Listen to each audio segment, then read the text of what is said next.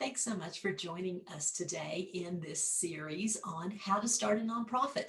So after we did the one before on to be or not to be a nonprofit, you must have decided, there's something there. I want to just explore just a little bit more and see what next steps would be as to how I can start a nonprofit. So that's what we're going to talk about today. Information you need to form a 501c3 nonprofit organization. I'm Robin Thompson, and I am a nonprofit consultant. I am based in Vail, Colorado, and I have helped start a number of nonprofits. I've worked with nonprofits, and I do work with nonprofits all across the U.S.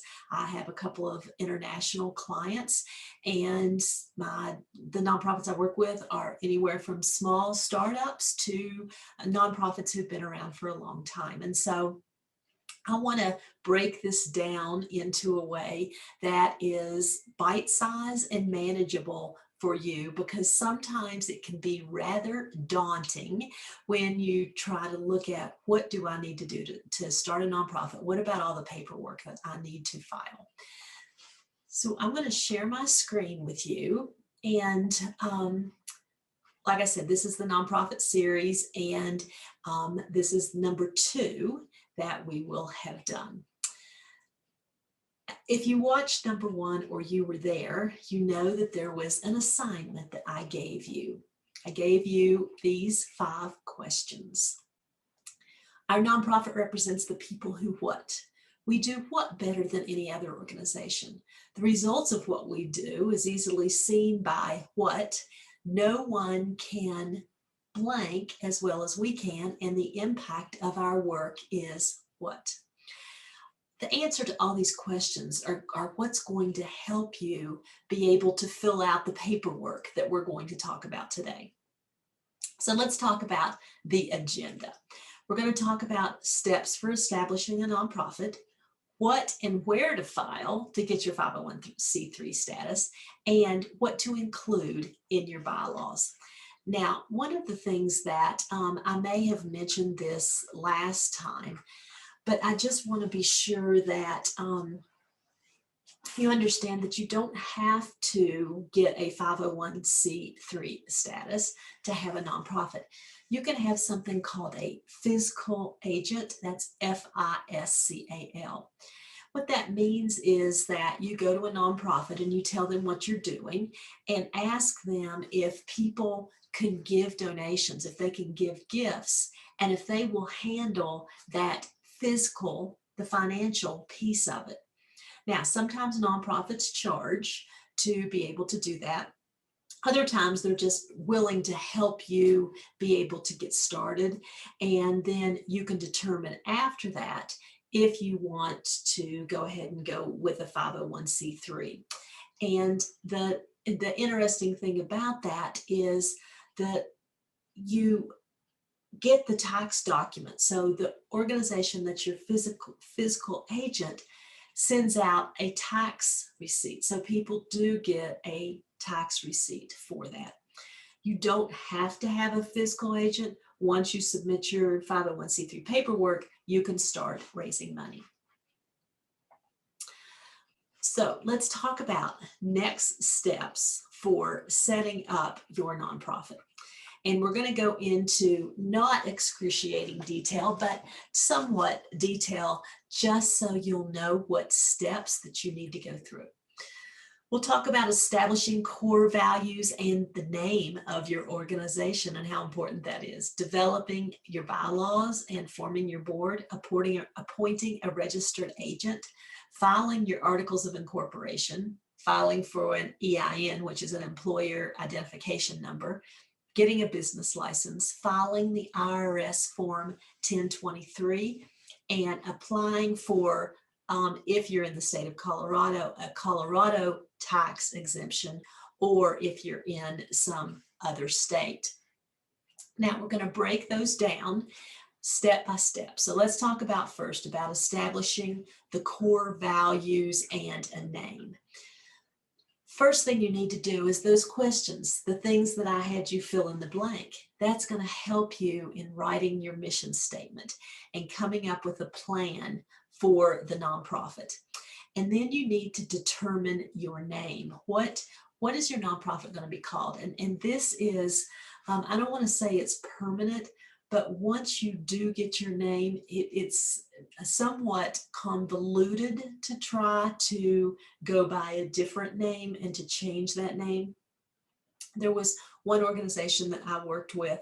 They started out being called WorldClass Accessibility Foundation. I'd helped them start a nonprofit, and they had started this with the name before I got involved. The problem was people couldn't spell the word accessibility. So you think about it, when it's ACCESS, and is it ability, ABILITY, or is it IBILITY? And granted, for a URL for your website, you can buy both the correct spelling and the misspelling. But when you think about all the other places like social media that it exists, and if people, number one, can't spell it, and number two, that was such a long name. So we went through to change that name, and we did get it changed to Access Unbound. But now everything that they do has to be WorldClass Accessibility Foundation, DBA, doing business as Access Unbound.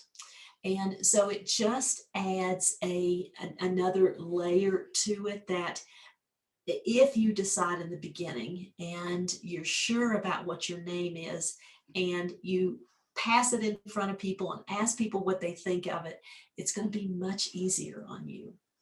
So you determine that name, and then you do a search on the Secretary of State's website.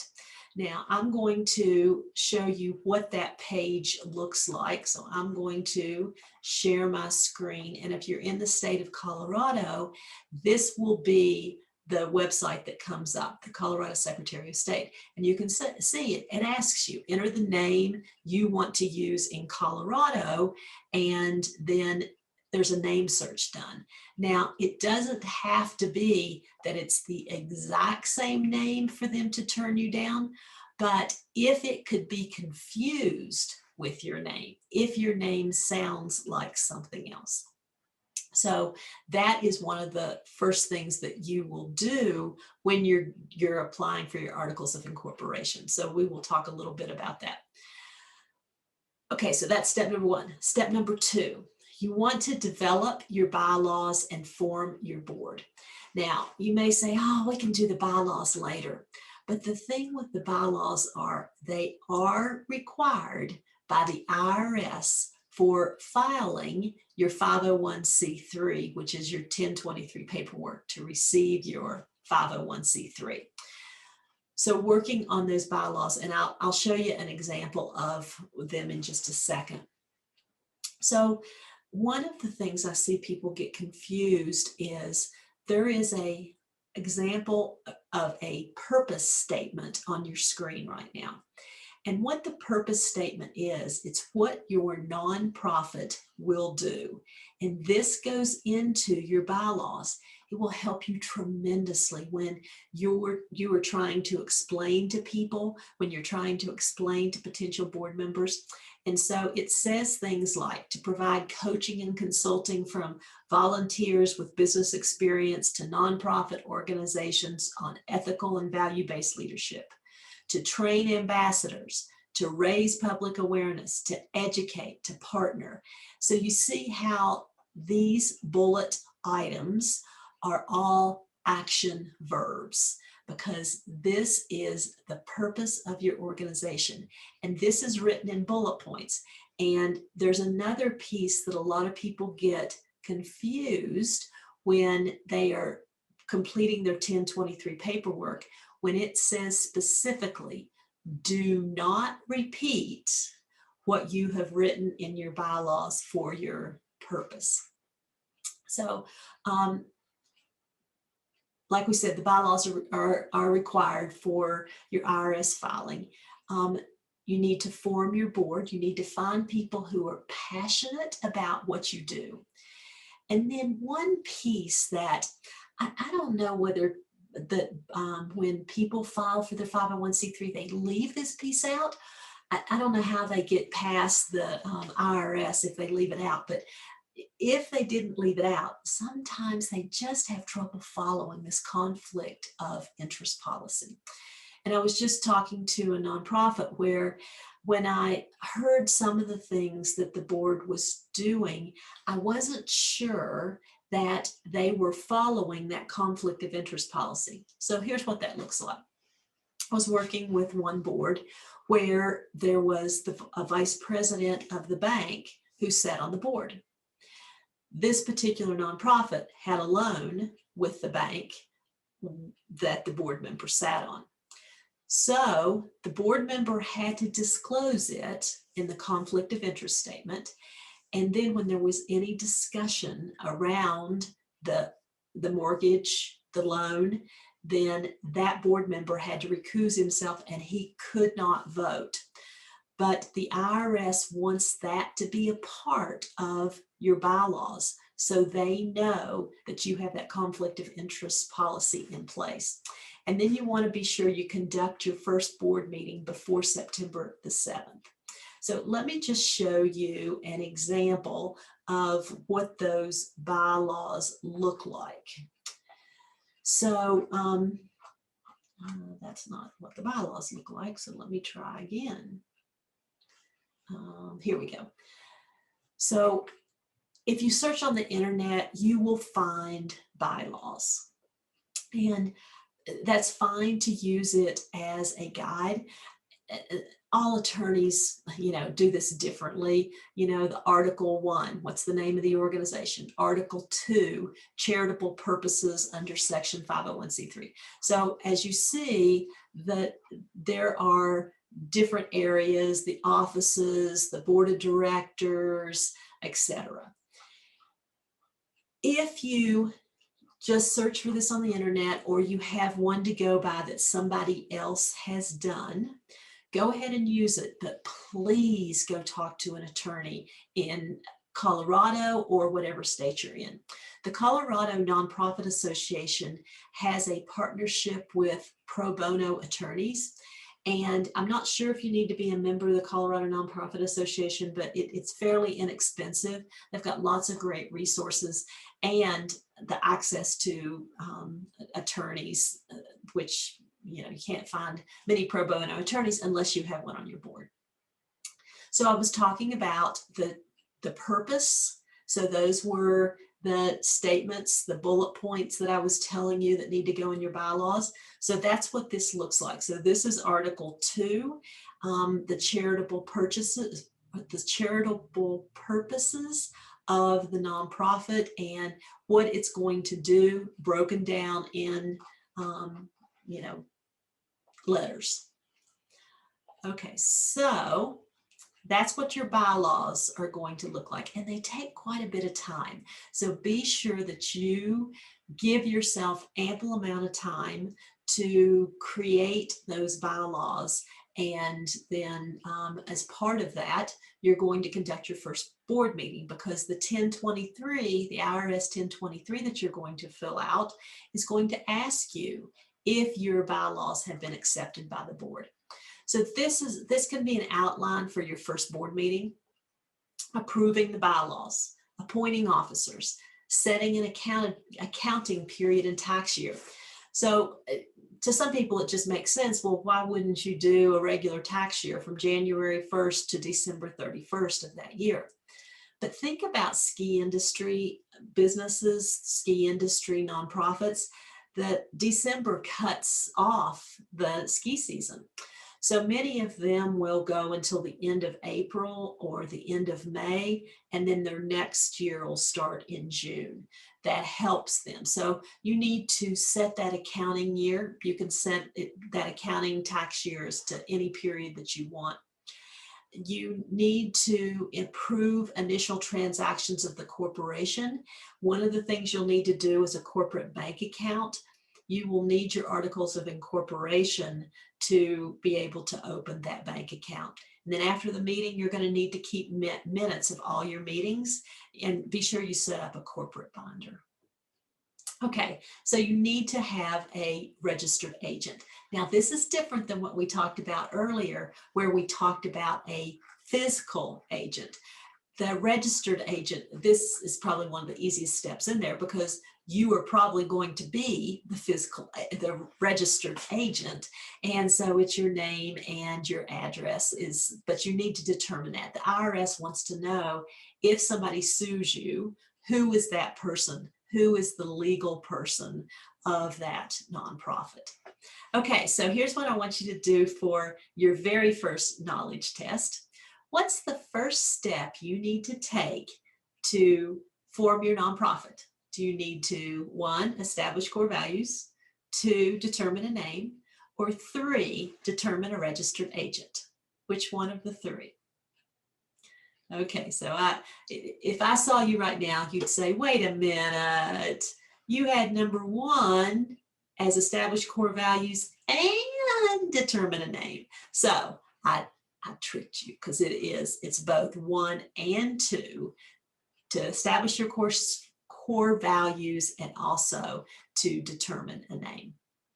Okay, so now you're ready to file your articles of incorporation. So what are the articles of incorporation? Well, some people get a little bit confused because it sounds very similar to starting a business. And it is. If you looked at that list of things that need to be done, it is very similar to starting a business. It's just you take a different route when you're doing that.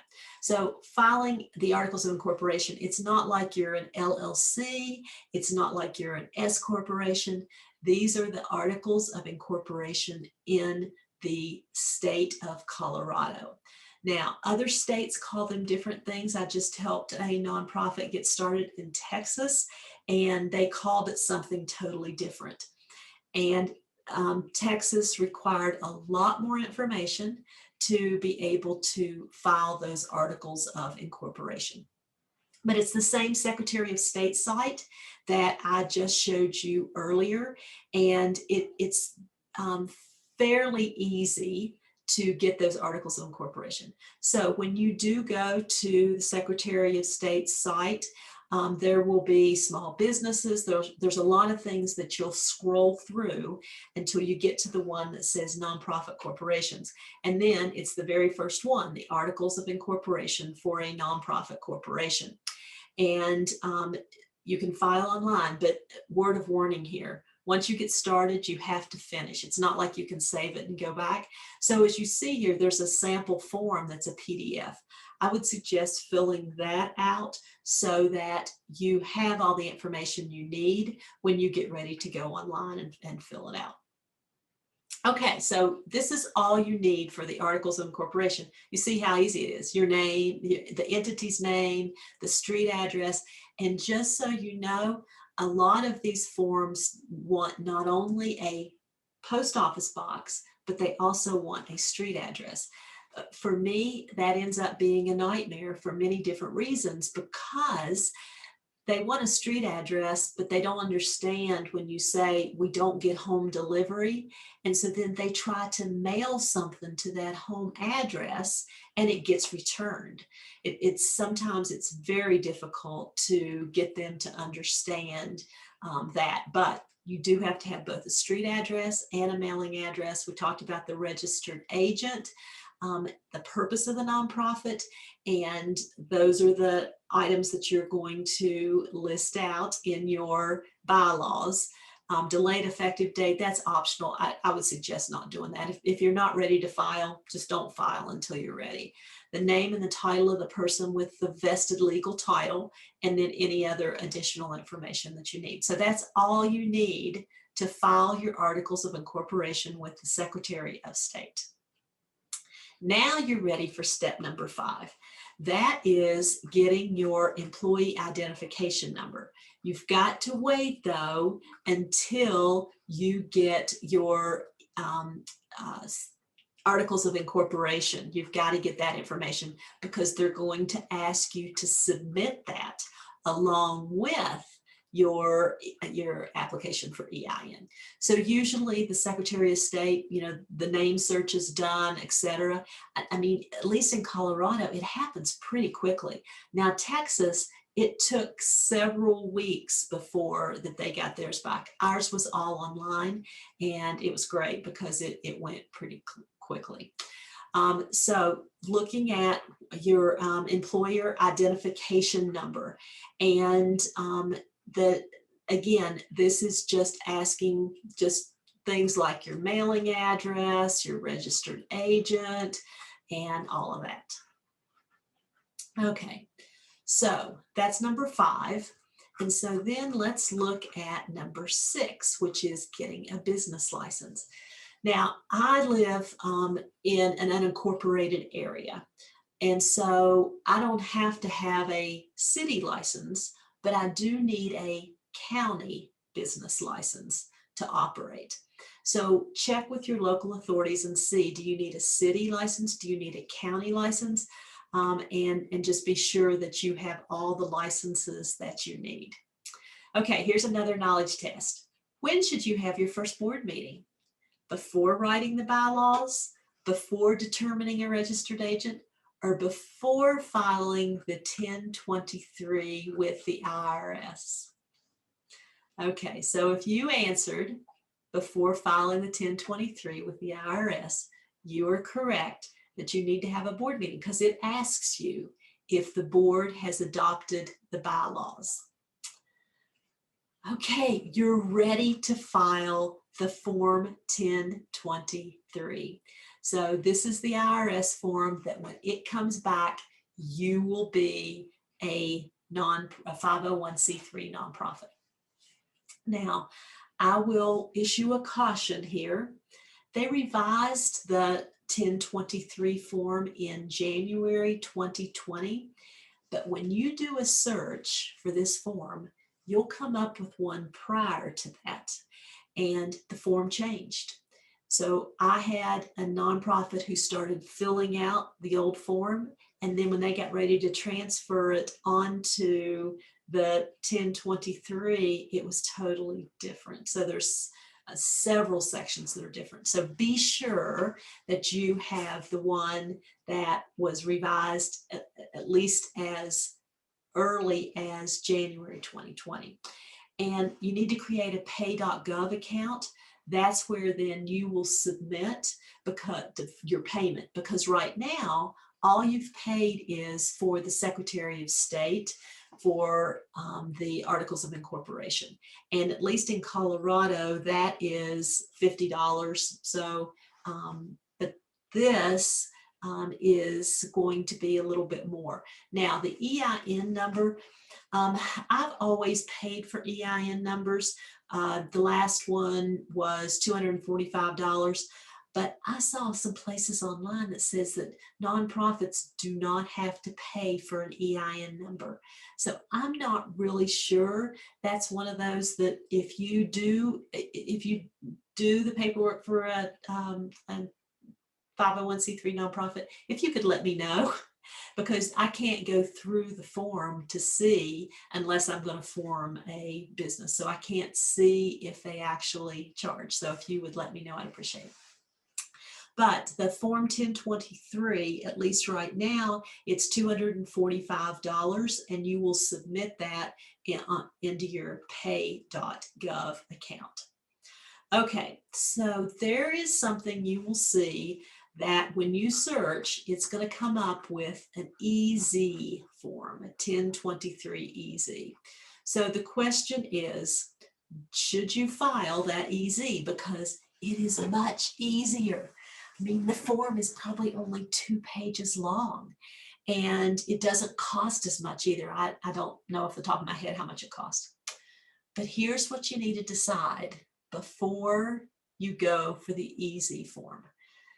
First, if you think you will bring in more than $50,000 a year in donations for each of the next 3 years, if you're going to bring in less than that, the easy form can work for you.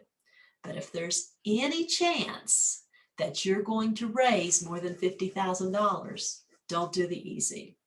But I think probably even a bigger detriment to that easy form is that it's harder to get grant funding, because here's why. When you submit your 1023, granting foundations know that you have been vetted by the IRS. You have given them lots of information, and they have looked at your nonprofit and they have given you a stamp of approval. The easy form, not so much. So if you think you'll apply for grant funding, I wouldn't suggest going for the easy either. But I'm giving you a link to it so you can take a look at it if you decide to go that route. Okay, so there's 9 parts to that Form 1023. And we're going to go just an overview of it. The basic organizational information, organizational structure, required provisions, the NTEE code, an activity description, and that's the activity description I was telling you about. The compensation, who's going to get paid, how much are they going to get paid, the financial information, you need to put a chart in there. How much money do you anticipate bringing in? How much do you anticipate spending? And that's very hard to do because you're not sure. You're not sure how much you're going to spend. Classification for the foundation, most of the time it's either going to be public, private, community foundation, and then the date of exemption and other exemptions. And then you'll upload your organizing documents and your bylaws. And of course, you'll sign it. Okay, so basic organizational information, the structure, what does your board look like? Do you have a president, etc.? What's required of the provisions, things like the conflict of interest policy, and then the NTE code and the activity descriptions. So this is what the NTE code looks like, the National Taxonomy of Exempt Entities. There are a ton of these. So I believe you can only pick one category, and you have to tell them where your nonprofit fits. And sometimes that's hard because sometimes it doesn't fit under any of these. Okay, so one of the things that they're going to ask you is for an activity description. And that activity description, again, it describes the past, present, and planned activities. And here's where I copied this right out of off the form. Don't refer to or repeat the purposes in your organizing document or speculate about potential future programs.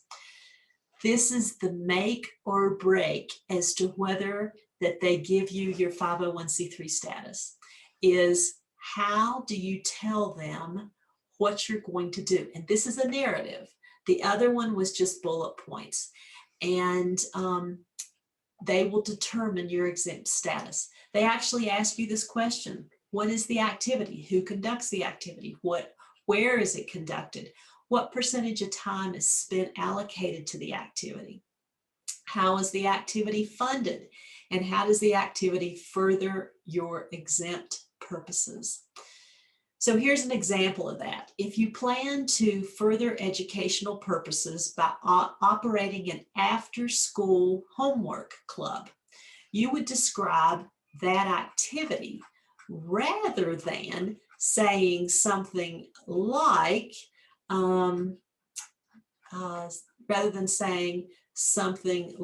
you're going to further educational purposes. So you see the difference. It's more specific, and it helps them determine if that your nonprofit is a nonprofit. Here's another: create training materials. There's going to be 25% of the executive director's time is going to be doing this. And then you describe, initially, the nonprofit name will focus on creating material and content marketing, fundraising, and other company-related tasks expected to occupy approximately 25% of the ED's time.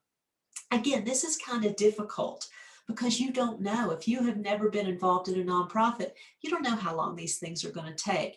but it's important to think through them for this document. You've got the first basic organizational information. You've got your organizational structure, your required provisions, your NTE code and activity descriptions, and then compensation. Who's going to get paid? How much are they going to get paid?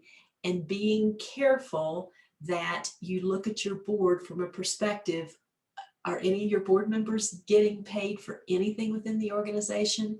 And if they are, you need to really think about that. Financial information, they're going to ask you to project out the classification of the foundation, the date of exemption, other types, and then when you get through with part number 9, you get to sign it, you upload your organizing documents and your bylaws, and then guess what?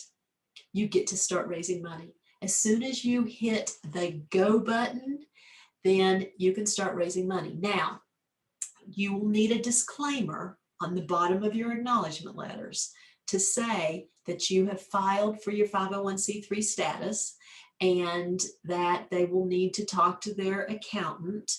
And if your status, 501c3 nonprofit status, comes in by the end of the year, then they may be able to deduct their donation based on what their accountant says. That's a great thing, right? Okay, so number 8, so you've submitted your 1023. You need to apply for Colorado tax exemption. And so you have to wait though until you get that 501c3 determination letter. So that means that after you submit your 1023, and there's different periods of time as to how long it's going to take you to actually get your 501c3 determination letter. Last January, the IRS went online with the form, and people were getting their 501c3 in like 6 weeks and 8 weeks. Prior to that, during the government shutdown, I had one client who waited almost 10 months for theirs. But more typical is somewhere between 3 months and 6 months is how long it takes you to get it. But again, you don't have to stop. You can continue building the nonprofit. You can continue having board meetings. You can continue raising money. Then you need to be sure you complete other state reporting and registration requirements. So just because you get your 501c3 determination letter, you aren't tax exempt from your state until you apply for your tax exempt. Okay, so hopefully if you have any questions, you can get back with me, but I did want to let you know the common mistakes that people make in creating the nonprofit. They're not clear on their mission and purpose. They don't realize that there's a difference in the bylaws, purpose of the organization, and the 1023 activity description. So you'll see that is the assignment I'm going to give you this time. And then the board engagement, really finding a board who believes in what you do. And we talked a little bit about what happens after you file for your name of the organization and if it's not quite right. So organizations sometimes are too hasty on the name. And then doing the steps out of order, because some nonprofits will try to skip forward and get the EIN number and they haven't gotten their articles of incorporation from the state yet. So following these in order. Okay, here's your assignment if you choose to take it. Write the purpose of the nonprofit for your organizing document, your bylaws, using bullet points. So you'll see that in these slides in step number 2. Write your activity description for the IRS Form 1023. That's a narrative of what your nonprofit will do. So that is step 7 of the 1023, part 4. So those are the 2 that are so important that I want you to be able to articulate when we talk for our next one, is what every nonprofit needs to know about raising money. Because again, as soon as this is done and it's submitted, you can start raising money. Well, thank you so much for being here. And please let me know if you have any questions, if there's anything I can answer for you. And I'm so excited about the progress that you're going to make with your new nonprofit.